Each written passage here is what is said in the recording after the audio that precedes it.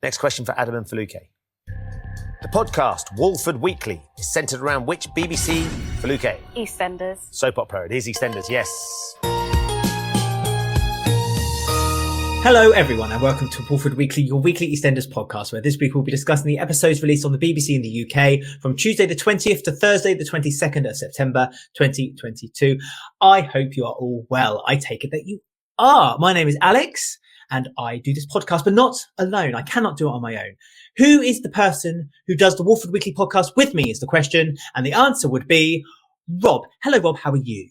Hello there, Alex. I'm very well. How about that? Tipping point, eh? Question? Tipping point. I know. Point. Question on tipping point. I mean, there's nothing that can prepare you for a moment like that. The most random thing that's ever happened to me in my life. Something I'm involved with is a question on a quiz show.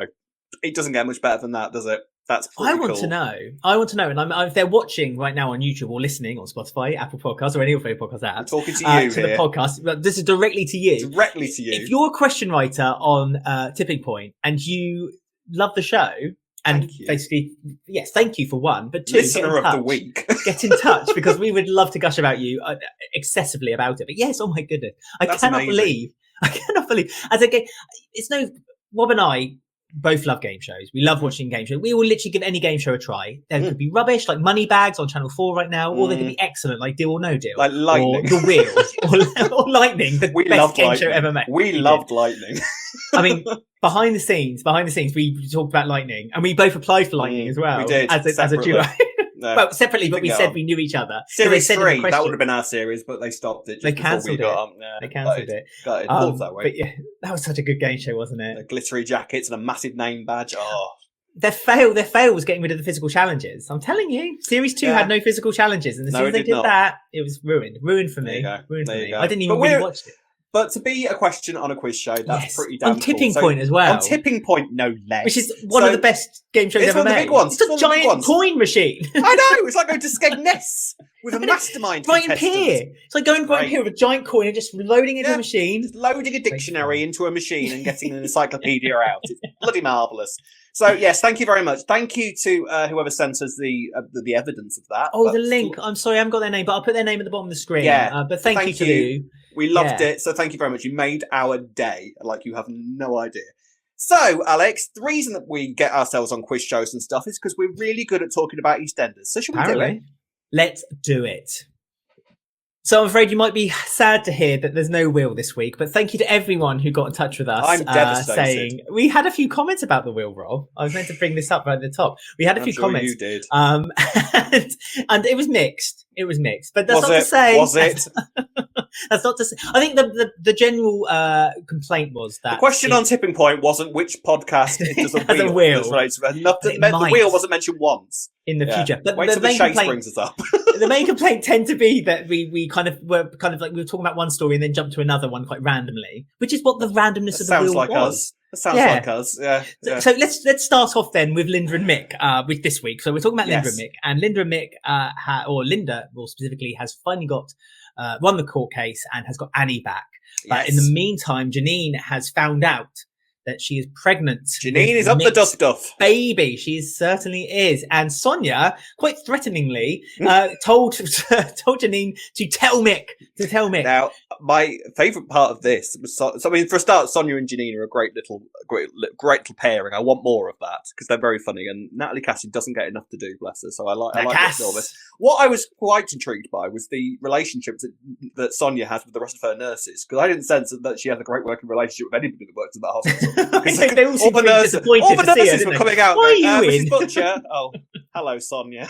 I want to know much more. Well, I mean, Sonia does have a knack of being able to kind of suck out so like a dementor. Money from people, doesn't she? So maybe all the nurses are kind of jealous of the kind of like being written into their wills and so on and so forth, you know? And the fact that she is queen of the NHS as well, that can't be easy to be around, you know? Well, and the fact that she went to India during the pandemic. So, that too. That might be a problem also for the whole NHS. But I got that impression too. It's like every time the fact that she caused COVID, that might have been. Yeah. She was the root to all evil. However, she did save Ben Mitchell's life, which is why she is the queen of the NHS. And she did with a pen, with a biro, with a biro, with a modest biro, and she's forever. And Phil is forever in her debt. I wonder if she's ever got that debt back. She tried to sleep with him that time. Was that kind of like for never mentioning that again? She never tried to sleep with Phil. Yes, she did. When? A long time ago. Didn't she try to sleep with Phil? I'm sure she did try to sleep with Phil. Comment below if you remember if Sonia did try to sleep with Phil. I don't Jean remember tried that to sleep at all. with Phil. Jean's And tried to sleep Bex with Phil. tried to sleep with Kush. No. yeah, Phil. Yeah. I mean, who hasn't slept with Phil? I've slept with Phil for crying out loud. I've slept with It Phil. feels like, yeah. And do you know what? Tracy's right. He is excellent. He's a pretty top-notch guy. There's Even when he's nothing I drunk. like more than seeing my reflection in the back of a man's head. Anyway, carry on. What are you doing behind him? Never mind. Questionably. But yes, no, Janine's pregnant. But she didn't know she was pregnant, and she wanted to have an abortion. She didn't want to keep the child. Mick got heard of it from Frankie because Frankie lip read her on the phone. Lip read it. Nice. I liked that. Liked that. Nice. There was a lot of lip Nicely reading done. this week. Nicely done. And Mick followed her. But Mick quite openly said to Janine, I don't think we're in the place where we should have a child yet. Yeah. And Janine took that as being, actually, we should have a child. Definitely should have a kid. Definitely should have a kid. Yes. However, she, because obviously the climax at the end of this week is Linda is Linda's basically doing a Sharon at the moment. Like Sharon and Linda are now teaming up to basically get back their old men. It's like Janine and Kat, much more in common than they'd like to think.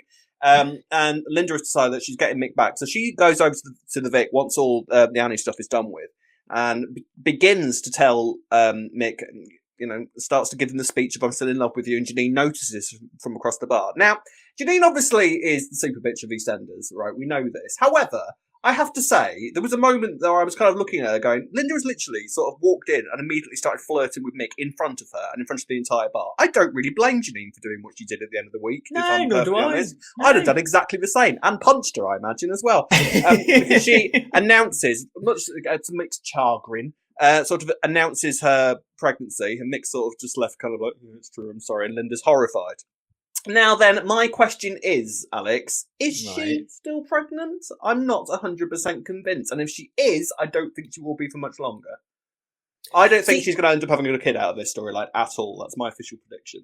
Yeah, I don't think she's going to have a kid out of it because I don't see what would add to anything for Janine to be pregnant or have a child. Yeah, I mean, out of all the characters on the square, Janine is the last character I think least needs one to have you a want. kid because, as Scarlet quite happily pointed out to us, she can barely look after the one that she's got. No, So- which at the top of the week we saw that as well because Sonia was the one who brought Scarlet home. Scarlet had a headache, and Janine made soup, and that was like out of the tub. out of a tub, and that was the peak of her kind of like mothering skills this week. She's So so Scarlet, maternal. I know Scarlet, as usual, is the voice of sense.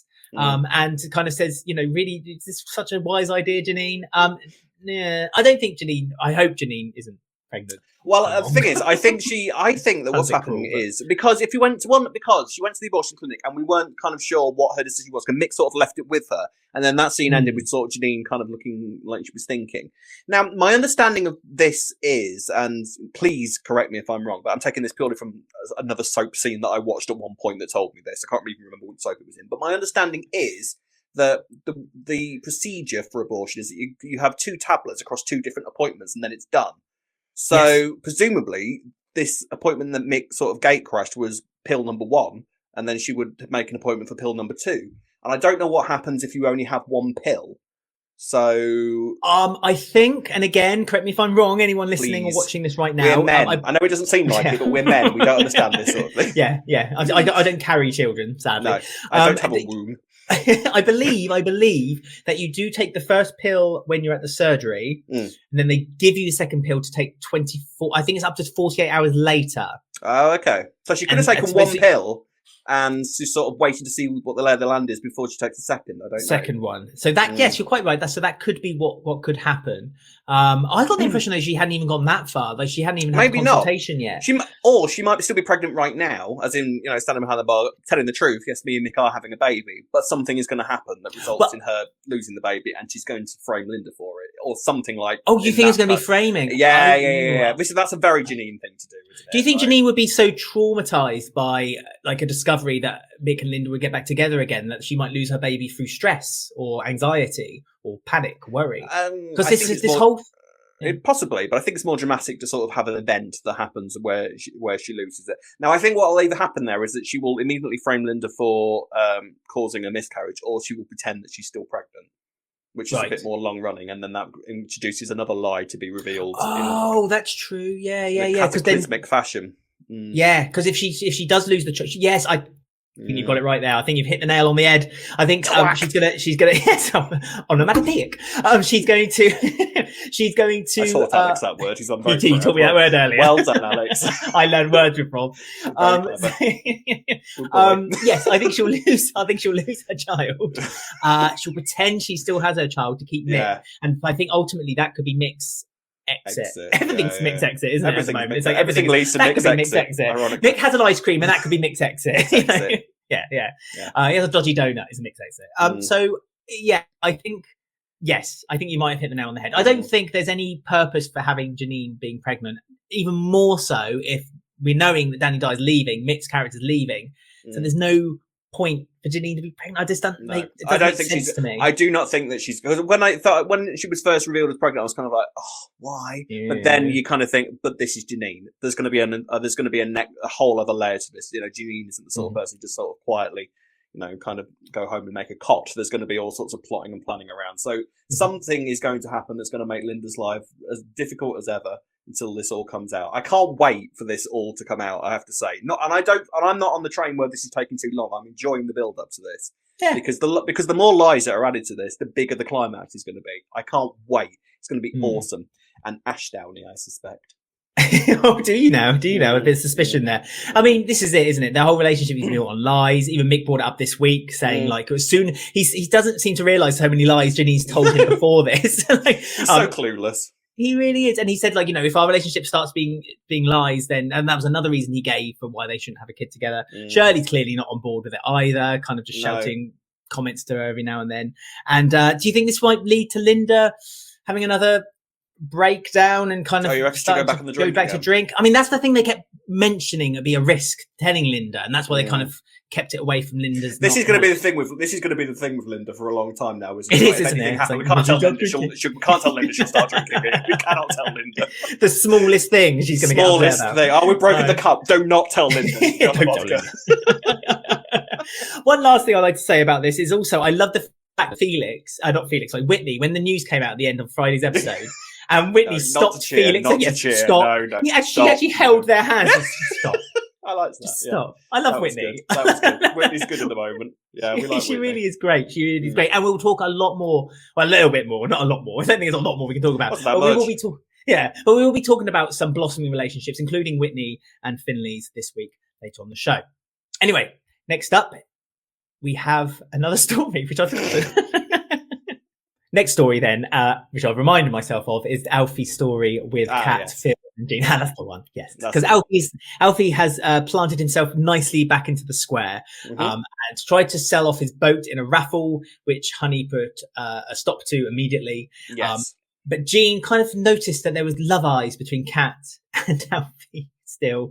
And so Jean's trying to nourish this relationship once more for the boys. She kept saying for the boys. Oh, for the boys, yeah. And for Alfie, apparently. Apparently she loves Alfie. She loves Alfie these days. She wasn't too keen on him when he left last time, but she loves Alfie this time around. But we're forgetting all that went on with old Alfie. This is new, affable, flowery shirts Alfie from the noughties. That's the Alfie we've got now. It's probably safe. It's probably safe, yeah, because Jean had a breakdown, didn't she, when Alfie was around last time? She was so stressed when Alfie was around last time. She was making all the rubbish that was going on with Hayley, and then he nearly died. So she was kind of coping with making crumpets and all that kind of thing, stepping over bodies. Didn't go well for Jean last time Alfie was around, bless him.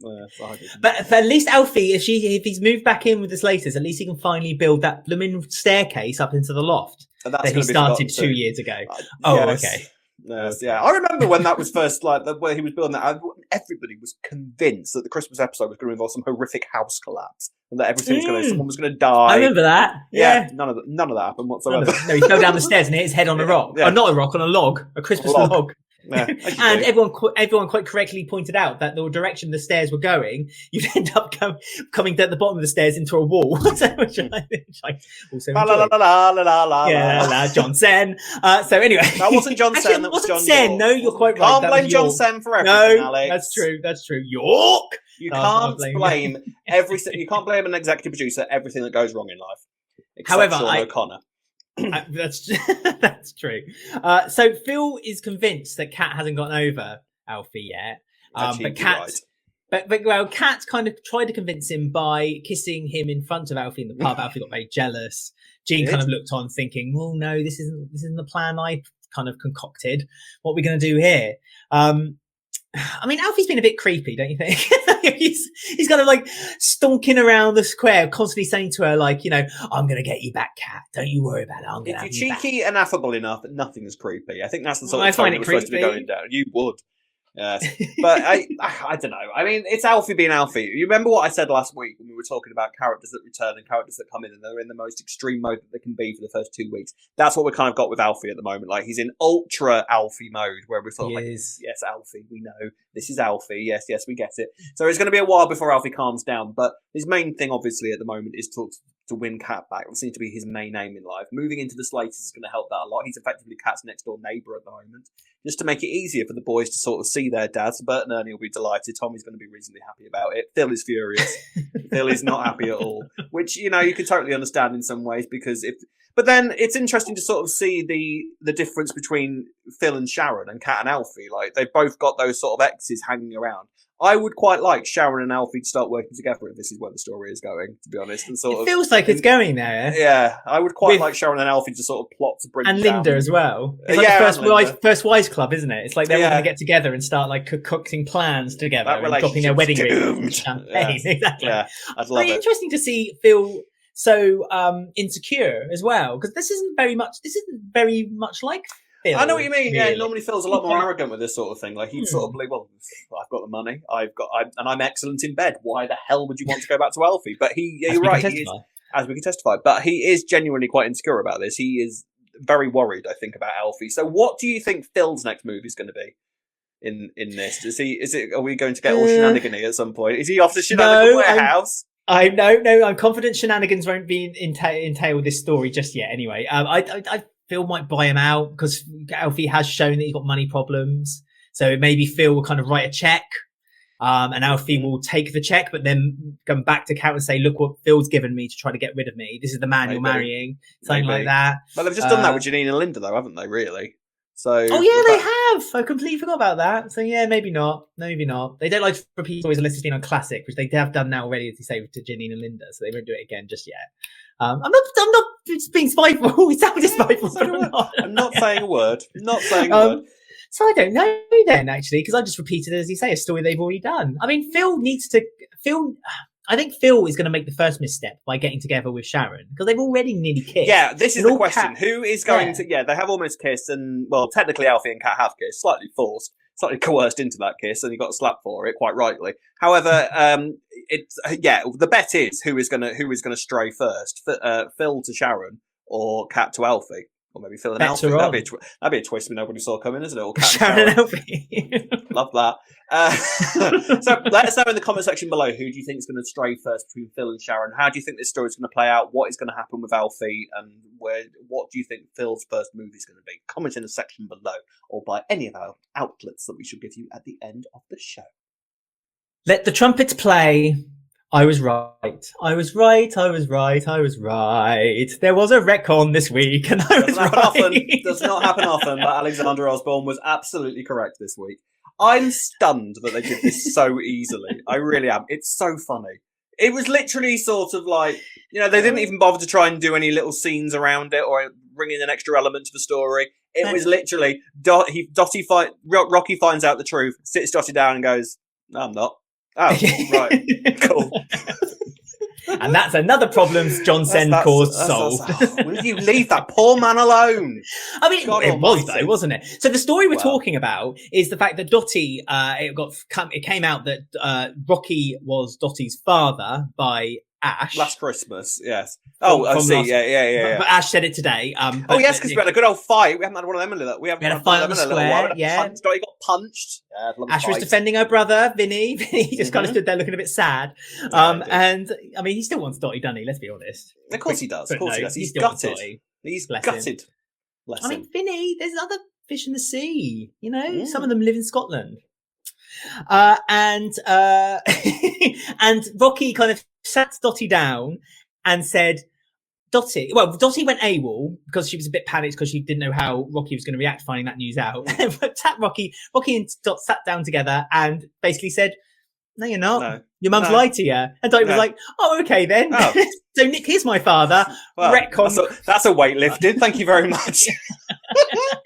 I know. And then that was the end of that. I mean, we did have some lovely moments, though, I must say. We had a Dungeons and Dragons games night with Kathy and Bobby. That, yeah. I loved that. I loved every minute of that. I loved the fact that Bobby was creating this scene. It felt like Stranger Things, EastEnders style. You know what I mean? Yes. I thought that there was going to be a tear found underneath the market store, the fruit and veg store. You know? Presumably now the new sort of Beale unit is going to be Dotty, Rocky, Kathy, and Bobby. I don't hate that. Anyone with an E at the end of their name. Yeah, I noticed that. Yeah. I don't hate that though. But the thing is, though, if that's going to be the new unit, I sort of kind of like, well, would it have really mattered that much if Rocky had been Dotty's father? I'm not sure. Like, would it have because mattered? the lineage. Yes, worked. Because it's Nick. Oh, the lineage. Blah blah. I wanted that. No, I wanted a little bit Nick. Oh, wow. That's what the show is built on, family. Oh, so having Dotty the Cottons are done now, aren't they? Dotty is like the last. Not now, because Dotty's the Cotton. Dotty's the last. Dotty is an uncle, so he's kind of honorary Cotton. But yes, I mean, and also made me really sad this week when Dotty kept bringing up her granny as well, Dot. I know. They kept bringing that up as well, and I kept thinking, oh. Well, I thought because Dotty was going to go off this week, wasn't she? She was going to go off and see Grandma Dot. She passed her sell-by date. Yes, and I thought she was. I thought she was going to go off and see Grandma Dot, and then the next time we see Dotty was going to be when she came back with the news that Dot had died. But that didn't happen this week because Dotty is firmly staying in the square. It would appear. But yeah, they seem to just be sorting this unit out with just the four of them, which I think is going to work quite nicely. They all seem to get on. And I feel, like I said to you, I just said this to Alex off camera, I feel bad for what I said about Dotty last week, when I was kind of like, I'm struggling to see Dotty's purpose now. Like I always say, it takes one episode or 1 week for a character to feel good again. And that's what happened to Dotty this week. I really enjoyed Dotty this week, and I really enjoyed Rocky this week. And I really like their relationship. And I like Dotty and Bobby together. They're creating quite a little nice pairing together. Kathy just sort of overarched over the four of them. The matriarch of the Bill family. Yes, yeah, I like it. It is nice to see Kathy not just kind of rattling around that house with Bobby. It was lovely seeing Bobby doing some bits and pieces this week as well. Some sage advice from Bobby. It was lovely seeing her, and it's a weird thing for me to say, and completely random, but I loved seeing him pray. I thought they'd forgotten about Bobby being a Muslim. Same. I really had. Yeah. So I'm glad I thought they'd not talk about that anymore after the New Year's debacle. But yeah. So it's lovely to see that. It's lovely to see Dotty being uncomfortable, but then I just thought it's nice. And as you say, it's a made unit, but it's a nice family unit that they've made there. And it's about time really, because that house is so big. Yeah. Like it's got like 20 floors. You need an elevator to get to the. Yeah, Kathy and Bobby were starting to rattle around it a little bit, weren't they? Really so if you've got Rocky and Dotty in there, I'm absolutely fine with that. The only thing I would think at the minute though is Sonia is sort of a little bit on her own at the moment, isn't she? Like, does Sonia? Well, she's literally on her own. Sonia doesn't live with anybody at the moment, does she? No. And when Janine offered to live with her, not Janine, sorry, when Dotty offered to live with her, she was like, no. No. No wonder no one likes Sonia in the NHS. Like all the nurses, she shouts out. Doesn't go to the Christmas parties. Just bellows out the window like a harridan. I'm a miserable man. She doesn't do anything like that. So it would be nice to. So I wonder what's going to sort of happen to Dot's house. Is Sonia just going to live there on her own? We need something to come in for Sonia. I think that would be the thing. If Sonia kind of starts to, maybe I would quite like Bex to come back. To be honest, I liked Bex. So I don't know. We'll see. We'll see what happens with Sonia. But yeah, all of this worked out quite well. It seems. I doubt that this is the last we've heard of the Ash and Dotty sort of feud. I think this might be just starting because obviously those two can't stand each other now. And Ash is now owed a punch in the face. at some point. A slap. I tell you what, we'll move on to the Planet Stars shortly, but I think it's become quite clear in the past few weeks that those kids are much more similar to their parents than they'd like to admit. There's little controlling elements in all of them, I thought. Well, we've seen this with Ash from the beginning. Like, from the very beginning, she was very stubborn. She didn't want anything to do with the family. And it's because she was so similar to her mum is the reason why they're so not attracted to each other. They kind of repel each other so much. It's because they are so similar to one another. And so, yes, you're right. The kids are very, very similar. But as you say, we'll talk about the Planet Stars in a moment. And because I think Kheerat kind of has seen a problem occurring now. Hasn't he just?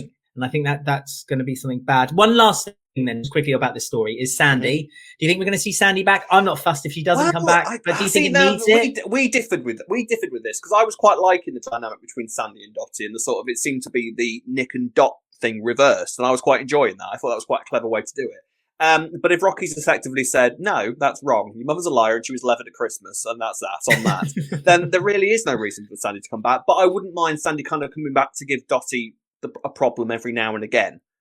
I think there was a decent character in Sandy. So, with the right story, I think she'd be quite good. So I wouldn't hate it to see Sandy again. And maybe we can actually address all of this properly. Because there was a point where I was sort of thinking, is Rocky lying? Because they surely have not just retcon that, like, that surely has not been completely ignored just like that. But then I thought, well, no, he must be telling the truth, because otherwise they're just going to repeat the twist, which is pointless. No, they can't do that. No. They're just going backwards rather than forwards. There's no point. Exactly. And also, we had that whole bit when he confessed to Kathy about the woman he left. He fell out in love. Instead of kind of admitting it and telling her, he just walked out and left her. Unless that was Sandy, but it seems unlikely, doesn't it? I doubt it, because I would have thought he would have name-checked Sandy, because Kathy knew Sandy as well. So I would have thought that would have been name-checked one way or the other. But I think that the reason they kind of introduced that was, well, not only because Dotty kind of was sat there listening, overhearing, wanting Rocky to kind of open up to say, oh, I had a long-lost daughter and I never knew whatever happened to her. It never kind of came out. That would make more sense, wouldn't it? Yeah, it would have. And I think that they kind of wrote it in because it gave a reason to show that what Rocky says is, when it comes to family, it's quite honest. And to be fair, with some of his wild stories apart from when he turned around and saying, I'm your dad. Yeah, honest. Yeah. Oh, yeah, that's true. Apart from that, of course. But now he's the uncle, and he can be the doting uncle of Dotty. And it's a nice relationship between them. So lovely. So before we talk about the Planet Stars, we have a little mini stories to talk about. We're seeing lots of love blossoming on the square this week. So a few relationships grew this week. Let's start off then with Denzel and Amy. Start with. So Denzel's kind of like flown a white flag, called off a truce, said, hey, Amy, I don't want to be horrible to you anymore.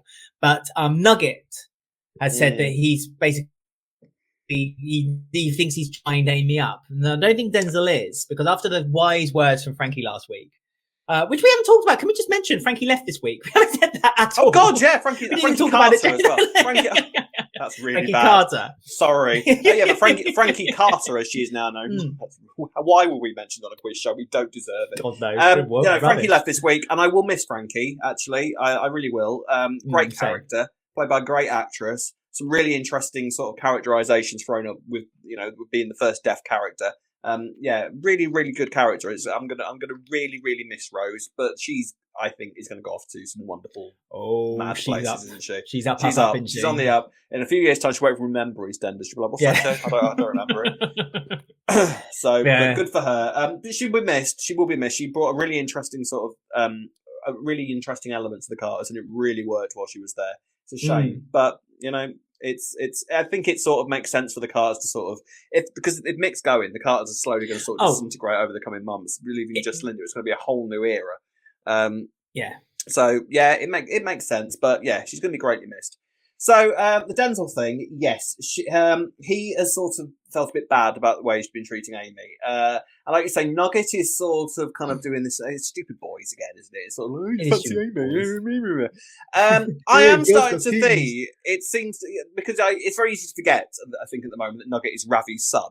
And I keep forgetting that. I keep forgetting that. They've had like one scene. They've had like one scene together. It's but also their physicality. I know that obviously Ravi's built it up over time, but like Nugget is this string bean lad, and Ravi's like this big muscly guy, and also the personalities seem like. Although I feel that Nugget is a bit of a manipulator.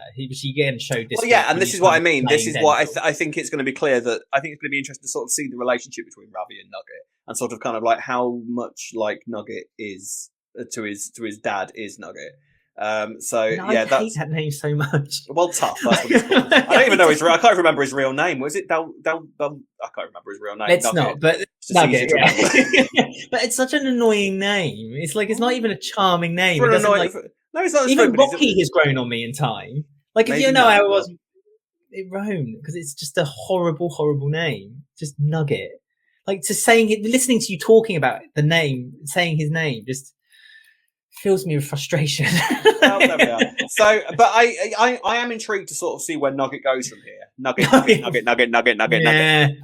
intrigued to see where he goes from here because, like I say, you've got the fact that his father was frankly a psychopath. So that's going to be interesting to sort of see. He presumably over the coming weeks, as the Panasar story starts to build up again, he's going to be involved in the Panasar story somewhere along the way. So who Nugget? Yeah, of course he will because he's related to the Panasars. So it's I going to be just feel like he's had no entanglement at all. I just feel like they're kind of just been an offshot. Like Nugget's an offshot storyline with Denzel and Amy, and that's where they're heading now. Yes, but they have to sort of establish him as his little git for now because he is. Yeah, leave the actor alone. Stop it. I'm not going to go the actor. I'm not. No. I'm saying I'm saying the casting. Like you wouldn't link Ravi as being the father of Nugget right, yes. by the way that this. Well, no, because I keep thinking that they're brothers. Nothing to do with the actor. Don't you start on me, Mister. You started on me on Twitter this week. I saw. I did. I should have used my alt for that. I meant to. I forgot to hide my identity. No, but I keep thinking that Ravi and Nugget are brothers, and they're not. They're your actual father and son. And like I say, interesting to see where Nugget goes from here. However, Amy and Denzel. Obviously, Denzel fancies Amy. So, and I think obviously Amy fancies Denzel. That's maybe from this sector, isn't it? So what's going to happen there? Do you think that they're going to get together? Is Denzel going to? Because again, you've got Denzel on his own as well, who I think is a little. I think there's a little element of darkness to Denzel as well. I think there's something off kilter about Denzel. I'm getting this vibe off him. I'm not sure. I might be wrong, but there's something about him that I think is going to maybe lead into this dark story for Amy that you're dying to happen at any moment. I don't know. Well, like an online story. We do love a teenage online story. So do EastEnders, don't they? We do. I don't know. For Denzel, I think he's actually a sweet lad. Yeah, I think he's just persuaded into naughty ways by Nugget. And as is Tommy as well. Tommy's getting involved with them now. Tommy, as well. See, Tommy was, other than the stabbing, which was a little blip in Tommy's personality. Tommy's just a small spot problem. Yeah. Tommy's was always kind of like a nice enough lad. He's sweet enough. And yeah, again with Nugget's influence, he's kind of turned into a bit of a So Nugget. But they're not the first relationship because watch out, Finley. Whitney has got her claws out and she's going for you. We've said this already on the podcast. Like anyone who Whitney's got her eyes on is basically just that's a danger sign, isn't it? Red light, red flag. Just run away because Whitney will destroy you.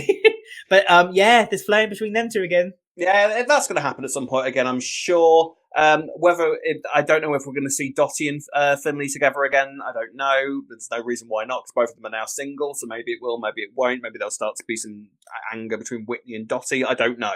But there is all this sort of little thing, because I'm sort of ready for the two new Baker boys to sort of start having stories now. They're settled into this community, all right. We get it. They're good, and they've settled as characters. Like from these sort of extreme versions of themselves. Felix especially has sort of calmed down and is himself now. We can sort of see who he's friends with, so that's nice. He's kind of working quite well. I'm now ready to sort of see what they're going to bring to the show in terms of their own stories. I'm intrigued. I am intrigued by them. It's funny you should say about Finley and Felix actually, because I was having this chat with Ben and I said to him that they both feel like they're just kind of like around now, and it's been a little bit really like strange. Ikra and Abiba. I don't want him to go down that route, and that's what I'm worried is going to happen. They're just now being kind of just there, and I feel like that obviously they had that big story when they were introduced where their father was dying, but that strangely lasted 1 week. We were all expecting this to be at least a month or something like that, that kind of term. And now it's less than a week.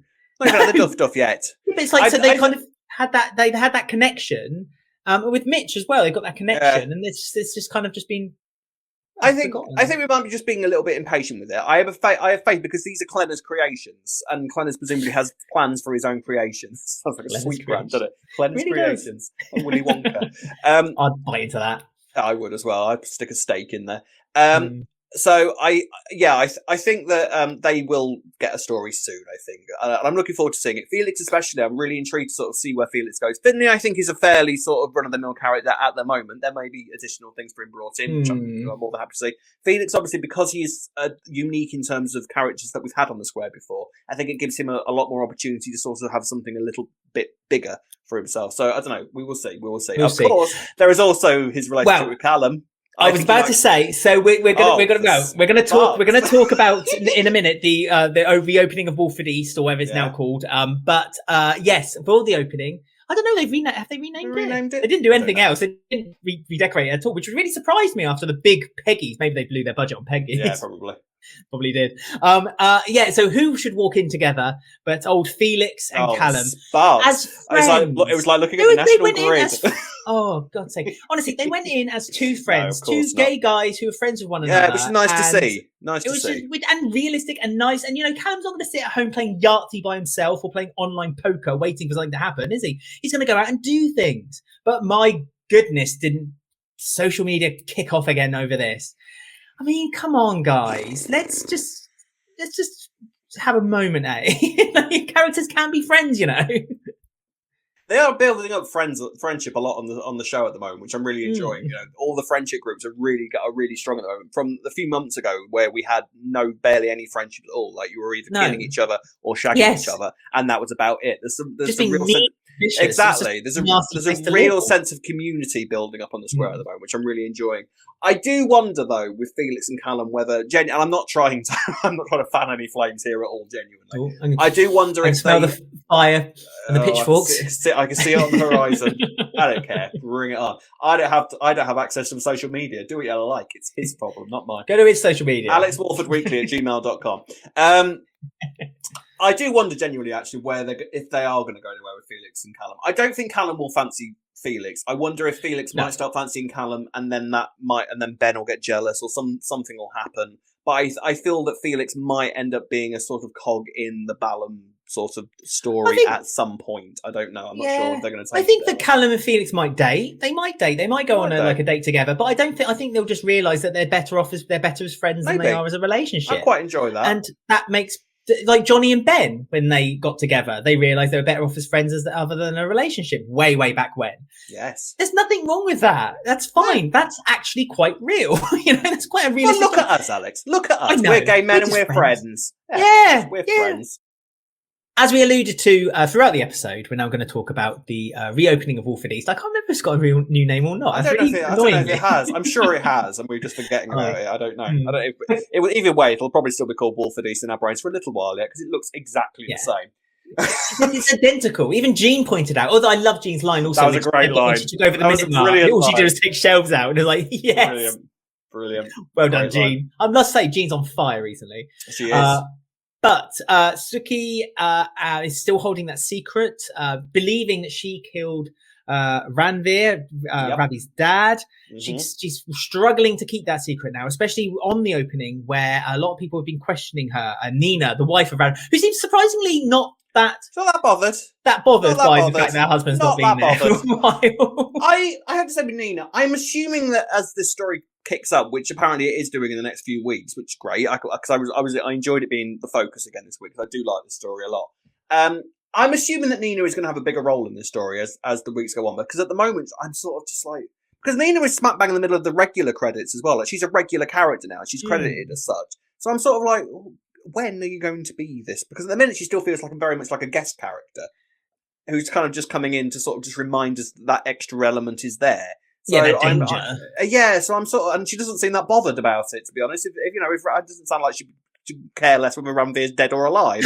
So, because she kept saying that he's done these long business trips before. They brought in the character this week. Never rings me on them.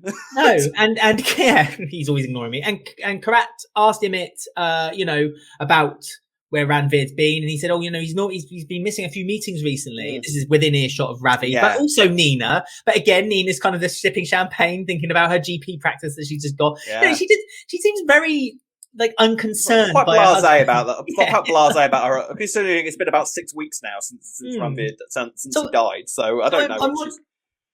So I'm wondering if when Nina does discover this news that her husband has died, will she care? Do you think she'll kind of just be like, well, do I inherit his money? Is this something I now gain? Is there more advantage from positive to the negative?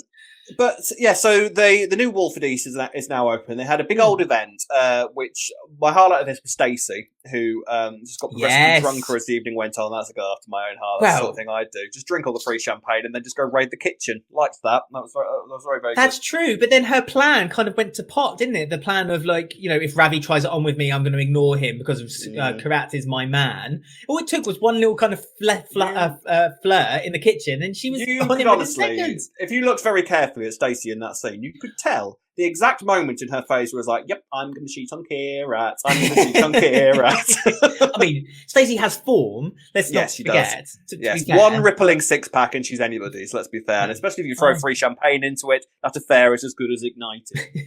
So I don't think it's going to be very long because she clearly has now gone from being quite disdainful towards Ravi to where the rest of the universe is, and sort of like, "Yes, Ravi, anything you say, Ravi." We'd have affairs with Ravi quite happily. So that's not going to take much longer because I thought that Kheerat was a bit of an arsehole to her this week. I don't think it's the first time where I've sort of looked at Kheerat and thought, "Oh, actually, you two aren't that great together." Because I didn't think he was very good to her, and this is what I mean when I say that you can sort of see the element of the Panasar controlling element that seems to be quite prevalent amongst the whole family. It started to come out a little bit in Kheerat this week as well, I thought. Well, I thought he seemed very concerned for his mum. He could clearly see that his mum was in some sort of distress. Eve kind of pushed that agenda a little bit this week as well, and kind of passed on that she's concerned about how Suki has been acting recently, which Kheerat also noted. And I felt like I see what you're saying, like kind of like the kind of like that he's being pulled in by the family again here, but I feel like he's doing it with good intentions, and I think that Stacey was more of a distraction by kind of storming back and forth, picking up any champagne glass that wasn't empty.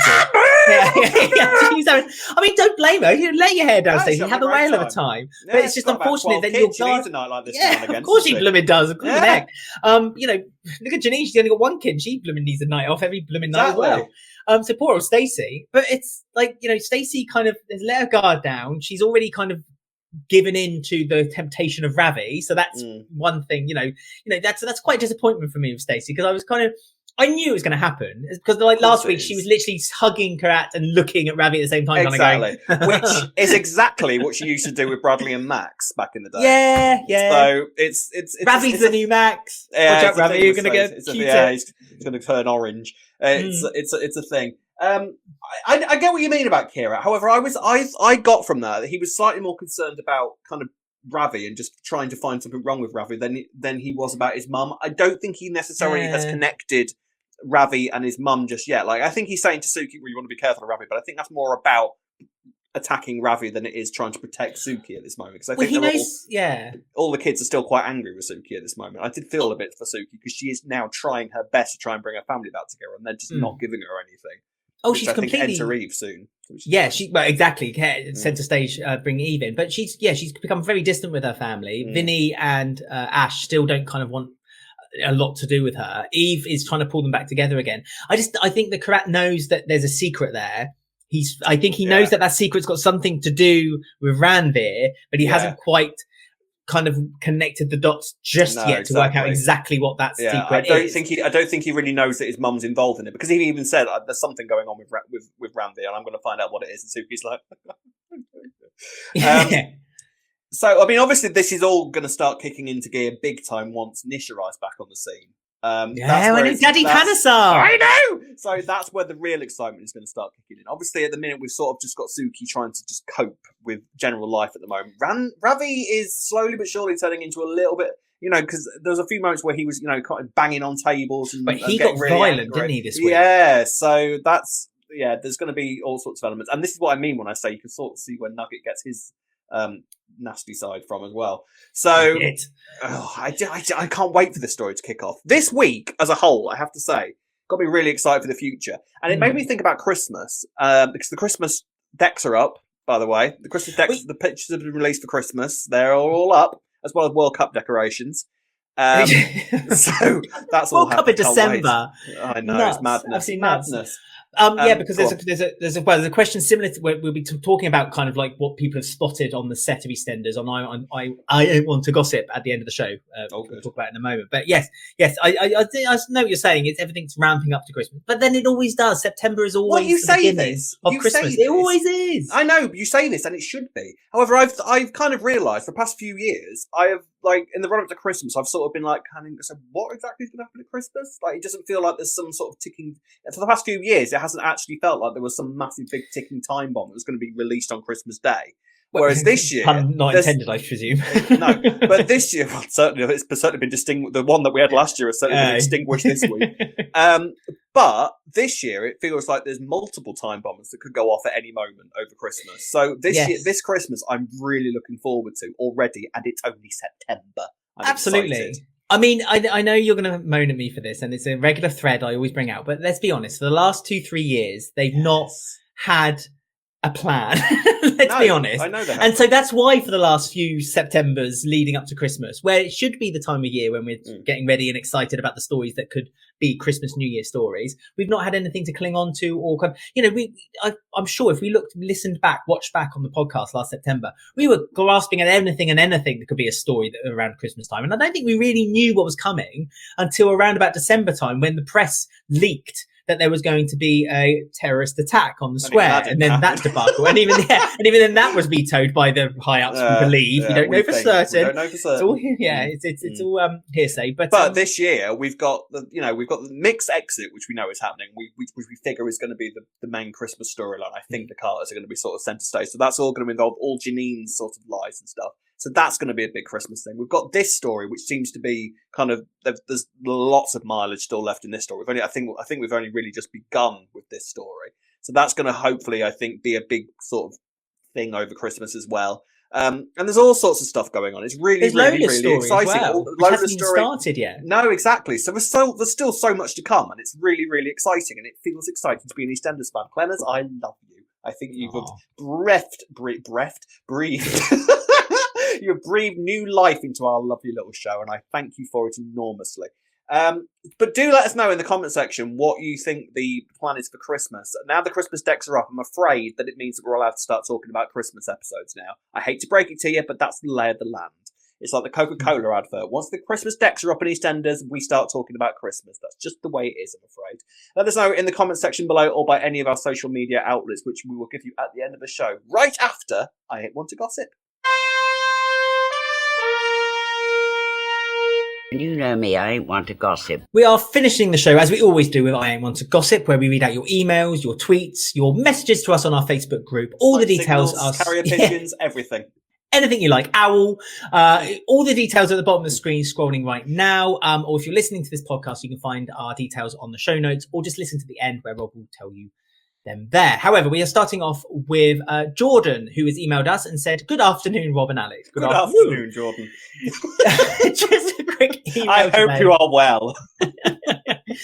Just a good quick email today, as photos of the Christmas/World Cup filming has been released, which I said just talked about. I noticed 2 shots of a bench, and the bench has Mick's name written all over it. Is it the exit airing earlier than we all think? And does this suggest that he died? I would personally hate it if Mick does die, and as he's been my favourite character ever since he joined the soap, and killing him off would kill off the Carters to me.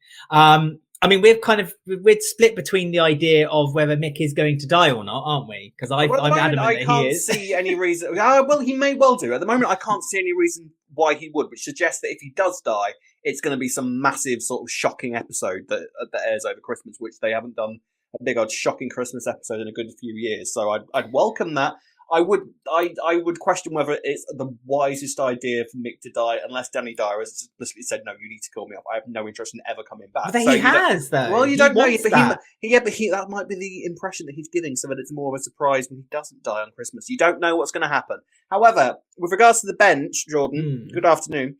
I can tell you that you say the bench has Mick written all over it, because if you look at the picture, I'm assuming you're talking about the fact that they are in West Ham colours, and that is, obviously Mick is a fan of West Ham, as is my mother, by the way, just for your information.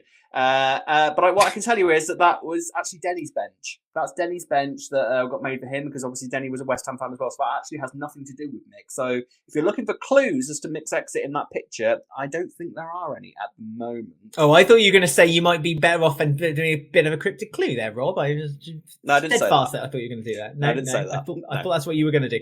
But yeah, to be fair, they don't show Denny's bench very often anymore. Like, it was such a big event. Like, there's no Arthur's bench, is there? It's no Arthur's bench. It's not Arthur's bench by any stretch. Like, Arthur, bless him, bless his soul. But yeah, no. So, yeah, I mean, are you saying that, like, him saying that he's going to die and then him not dying would be a surprise? I don't think that's a surprise. Him saying he's not going to die and then dying would be a big surprise for me, and that would have been exactly what I wanted. What, you think he was double, because you thought he was double bluffing you? No. That's what I'm saying. If he hadn't said he was dying, and then for him to not die would just be, that's not a surprise. That's just like, oh, okay, you've not died. That's not exciting.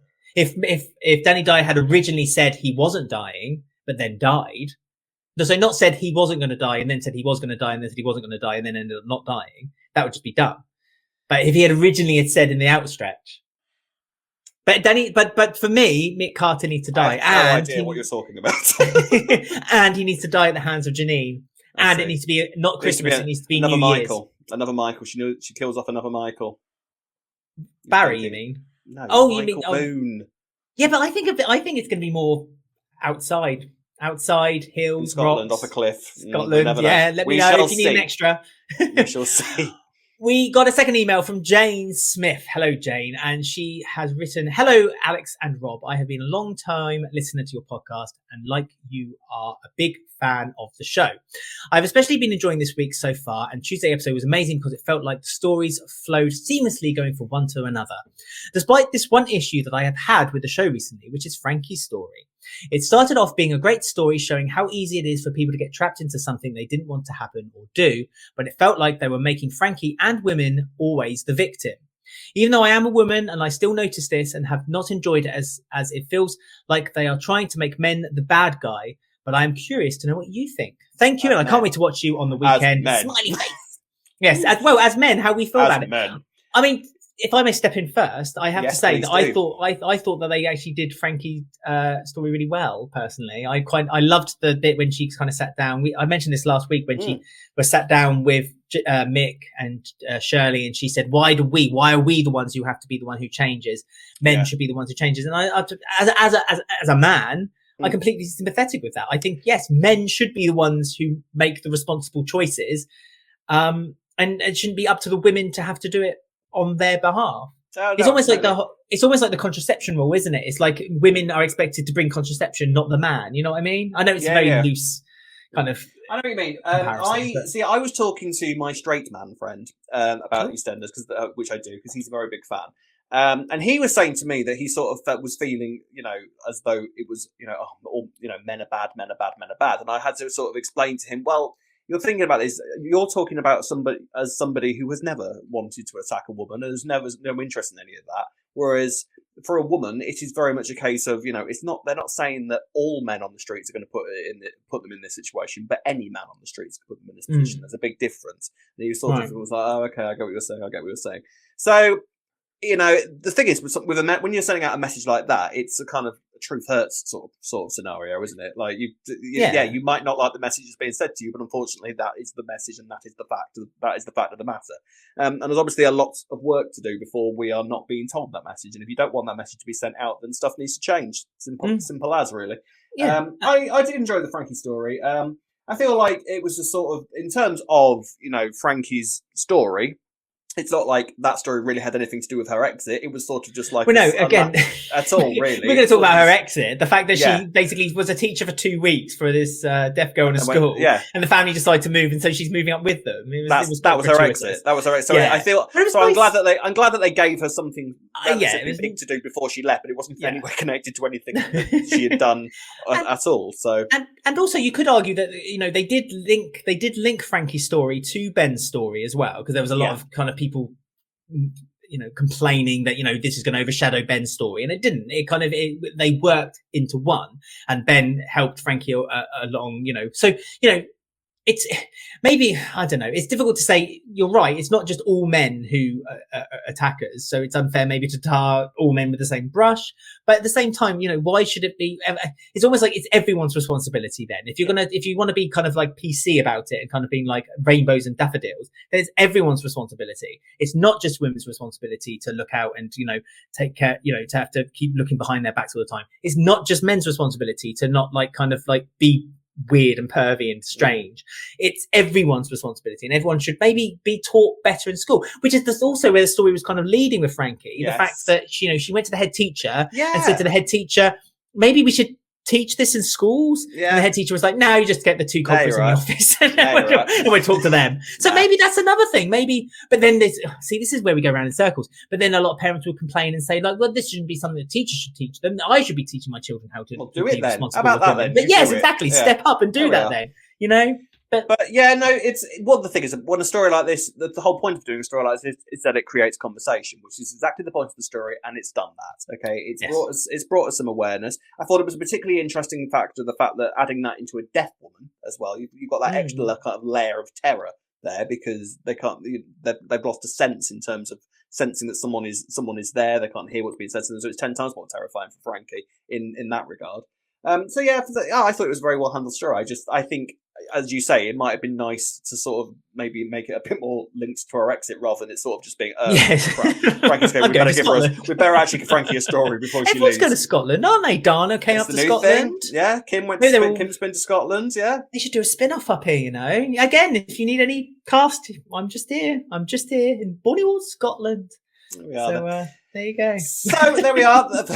Always plugging myself, me. I've been a question now on Tipping Point. Can you believe we were a question on Tipping Point? I can't believe we were a question. We should begin it the way that we shall end the way we began. But we were a question on Tipping Point, and that will never get old. And we're going to milk that until the cows come home, quite frankly. So that's very exciting. But that's it for another week. Thank you very much for listening. Thank you very much for viewing. Thank you very much for being there, Alexander. It's nice to be getting another tour of your house. I expect to be in the kitchen next week. That might be quite nice. New room each week. But as usual, we love hearing your comments and your questions and anything else you might like to send us. And you can do that by doing the following. You can find us on Twitter and Instagram at Walford Weekly. You can find us on Facebook at Walford Weekly Podcast. On YouTube, don't forget to like, subscribe and hit the bell to get notifications about our spoiler videos. And you can find us on Apple, Podbean, Spotify or any of your favourite podcast sites. You can email us at robwalfordweekly@gmail.com or alexwalfordweekly@gmail.com. We were a question on Tipping Point. Did we mention that? No, not in the past 1 minute, Don't think so. But, I am so proud of ourselves. How fun is that? How much fun. How much fun. So, that's it for another week. Thank you very much for joining us. We should be back same time next week. We hope and love to see you there. Until then, it's goodbye from me. And it's goodbye from myself. Have a lovely, safe weekend.